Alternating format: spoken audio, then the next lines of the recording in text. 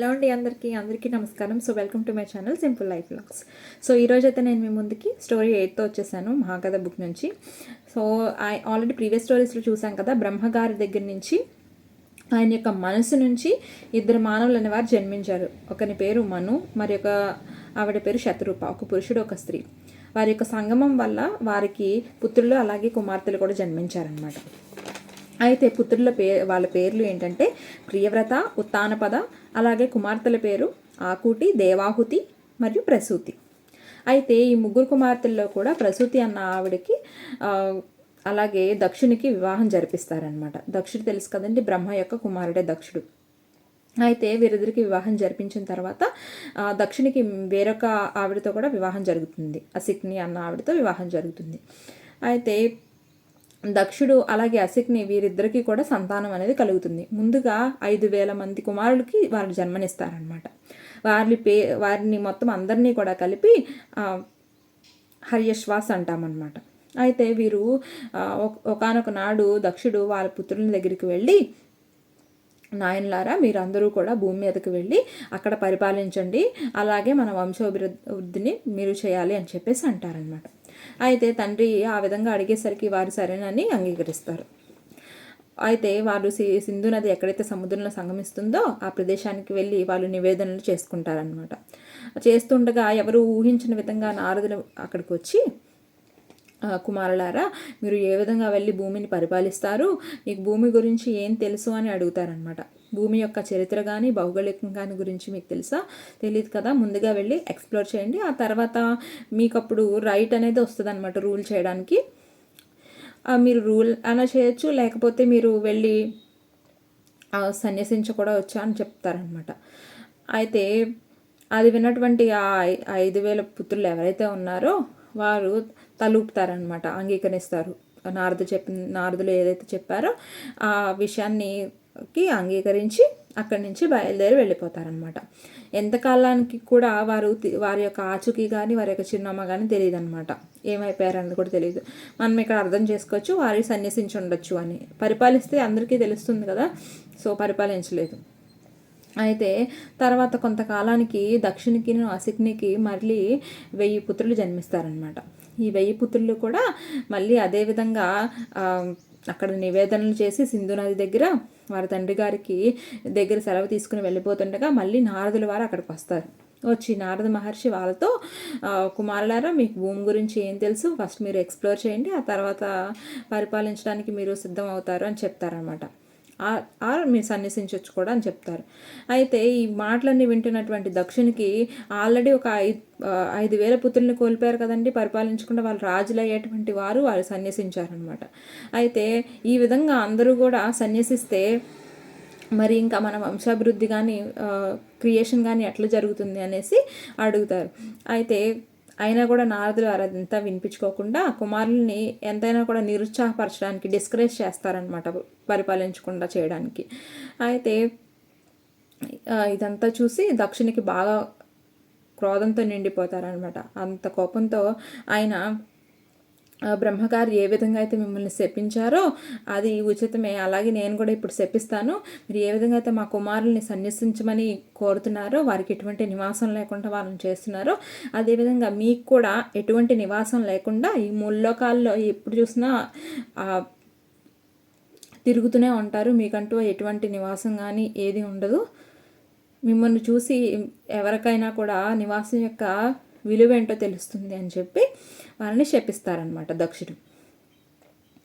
అయితే ఈ నారదుల వారు చెప్పినటువంటి మాటలు విన్నటువంటి ఆ 1000 పుత్రులు వారు కూడా వెళ్ళి వారు సన్యసిస్తారు చివరికి. అయితే ఇక దక్షునికి చేసేదేమీ లేక తర్వాత ఆయన ఆసిక్నితో మళ్ళీ కొంత సంతానం కలిగిస్తారనమాట. ఆ సంతానం ఎవరు అంటే కనుక ఒక 60 పుత్రికలు జన్మిస్తారు. ఆ 60 పుత్రికలలో ప్రధానంగా చెప్పుకోదగిన వారు ఒక 27 మంది. వాళ్ళు ఏంటంటే వాళ్ళ నక్షత్రాలు అనమాట. ఆ కుమార్తెలు నక్షత్రాలు. సో వారందరినీ కూడా చంద్రుడికి ఇచ్చి వివాహం జరిపిస్తారు. అలాగే మరి ఒక 10 మందిని ధర్మదేవుడికి ఇచ్చి వివాహం జరిపిస్తారు. అలాగే మరి ఒక 13 మందిని మారీచి కుమారుడైనటువంటి కశ్యపునికి ఇచ్చి వివాహం జరిపిస్తారు. అయితే సో ఈ మారీచి కుమారుడైనటువంటి కశ్యపుడు, అలాగే ఆ 13 మంది ఉన్నారు కదండి కుమార్తెలు, వీరికి వివాహం జరుగుతుంది కదా. వీరికి పుట్టేటువంటి సంతానం వల్లే వంశాభివృద్ధి జరుగుతుంది. అలాగే నెక్స్ట్ ఇంకా క్రియేషన్ అంతా కూడా వీళ్ళ ఫ్యామిలీ మీద డిపెండ్ అయి ఉంటుందన్నమాట. సో ఆ 13 సిస్టర్స్లో కూడా ప్రముఖంగా చెప్పుకోదగిన వారు ఎవరు అంటే అదితి, దితి, దాను, అరిష్ట, ముని, కష, కద్రు. సో ఈ ప్రధానంగా వినిపిస్తున్నటువంటివి ఈ 7 కుమార్తెల పేర్లు అనమాట. సో అదితి అన్న కుమార్తెకి పుత్రులు జన్మిస్తారు. వారందరినీ కూడా కలిపి మనం ఆదిత్యులు అంటామన్నమాట. వాళ్ళు ప్రధానంగా చెప్పుకోదగిన వారు ఎవరు అంటే సూర్యభగవానుడు. సూర్యభగవానుడు గురించి అందరికీ తెలిసిందే కదండి. ఈ భూమికి వేడి కానీ అలాగే వెలుగు కానీ కావాలంటే మనం ఎవరి మీద ఆధారపడుతున్నాం? సూర్యభగవానుడి మీద. సో నెక్స్ట్ ఇంకొక పుత్రుడు ఎవరంటే ఇంద్రుడు. ఇంద్రుడి గురించి తెలుసు కదండి. దేవతలందరికీ రాజు అంటారు. దేవేంద్రుడు, అలాగే మహేంద్రుడు అని కూడా అంటారు. అలాగే దితి అన్న కుమార్తెకి దైత్యులు జన్మిస్తారు. దైత్యులు అంటే రాక్షసులు అనమాట. సో వారి పేర్లు ఏంటంటే హిరణ్యాక్ష, హిరణ్యకశిపు. ఇవి 2 దైత్యులు కూడా జన్మిస్తారు. అలాగే దాను అన్న కుమార్తెకి దానవులు జన్మిస్తారు. అలాగే అరిష్ట అన్న కుమార్తెకి గంధర్వులు జన్మిస్తారు. ముని అన్న కుమార్తెకి అప్సరస్సులు జన్మిస్తారు. అలాగే కష అన్న కుమార్తెకి యక్షులు జన్మిస్తారు. అలాగే కద్రు అన్న కుమార్తెకి నాగులు జన్మిస్తారు అనమాట. ఈ విధంగా ఎంతోమందిని సంతానం కలుగజేసింది వీరి యొక్క కుటుంబం అన్నమాట. అయితే ఇప్పుడు ఈ 13 మంది కుమార్తెల వల్లే కదండి ఈ సృష్టి అనేది ముందుకు వెళుతుంది. సో వీరందరికీ కూడా తండ్రి అయినటువంటి వారు ఎవరు అంటే దక్షుడు. సో అందుకే ఆయన్ని పతి అన్నామన్నమాట. ఈ మొత్తం ఈ ప్రజలు అంటే ఇంకా ఇక్కడతో ఆగిపోకుండా వీరి దగ్గర నుంచి ఇంకా వంశాభివృద్ధి అనేది జరుగుతూ వెళ్తుంది. సో వారందరూ కూడా సకల జీవరాశులకి కూడా తండ్రిగా పిలువబడేవారు దక్షుడు. సో అందుకే ఆయన్ని ప్రజాపతి అన్నారనమాట.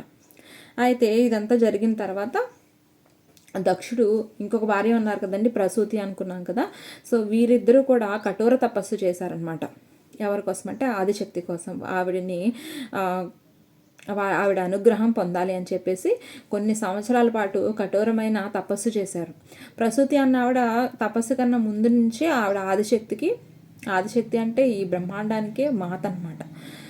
అటువంటి అమ్మకి వీళ్ళిద్దరూ కూడా అనుగ్రహం పొందడానికి, అమ్మ యొక్క అనుగ్రహం పొందడానికి తపస్సు చేశారు. అయితే చివరికి ఆవిడ అనుగ్రహించి వారి పుత్రికగా జన్మిస్తానికి అంగీకరిస్తుంది అనమాట. తర్వాత ప్రసూతికి 24 కుమార్తెలు జన్మిస్తారనమాట.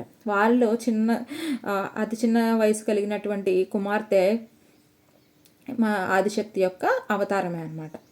అయితే ఆవిడకు సతీ అని నామకరణం చేస్తారు. అయితే ఆ పాప కూడా చిన్నప్పటి నుంచి ఎంతో శివభక్తి కలిగి ఉంటుందన్నమాట. ఆ పాప యొక్క మొదటి మాట ఏంటంటే శివ అనే మాటనే వస్తుందన్నమాట. ఈ విధంగా మను అలాగే శత్రుప యొక్క వంశం అనేది ముందుకు వెళుతూ ఉంది. సో తర్వాత ఏం జరుగుతుంది అనేది మనం రాబోయే వీడియోస్లో చూద్దాము. సో ఇప్పటి వరకు అయితే కనుక నేను పెట్టిన వీడియోస్ మీకు నచ్చినట్టయితే తప్పకుండా లైక్ చేయండి. అలాగే మన ఛానల్ని సబ్స్క్రైబ్ చేసుకోండి. Thank you.